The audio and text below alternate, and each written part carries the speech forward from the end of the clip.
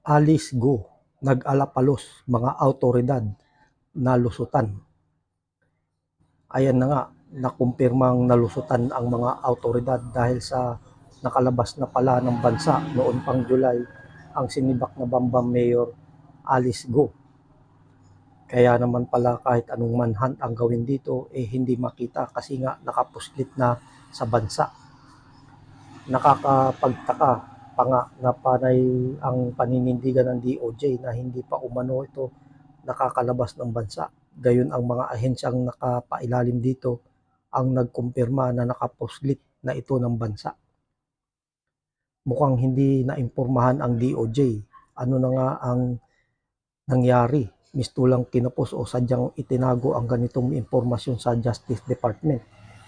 Hindi nga ba't unang isiniwalat ni Senator Risa Hontiveros base sa impormasyong ibinigay sa kanya ng NBI na nakalabas na ng bansa si Go noong July 16 patungong Kuala Lumpur, Malaysia.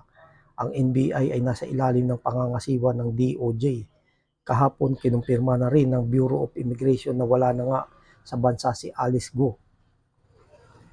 Ang Bureau of Immigration ay nasa pangangasiwa rin ng DOJ.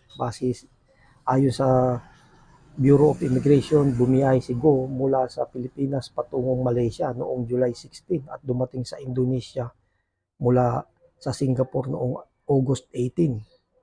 July pa pala ito nakapuslit ng bansa sa kasagsagan ng matinding paghahanap dito.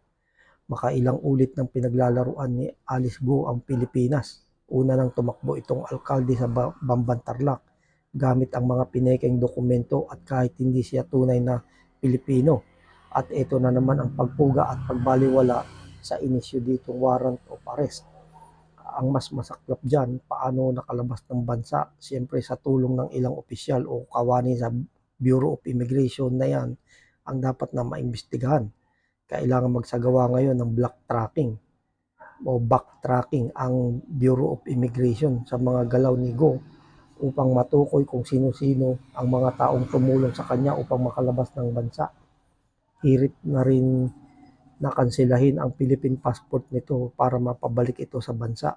O di ba parang mapaglalaruan tayo ni Go. Kaya sa huli, kailangan may mapanagot sa pagkakapuslit nito.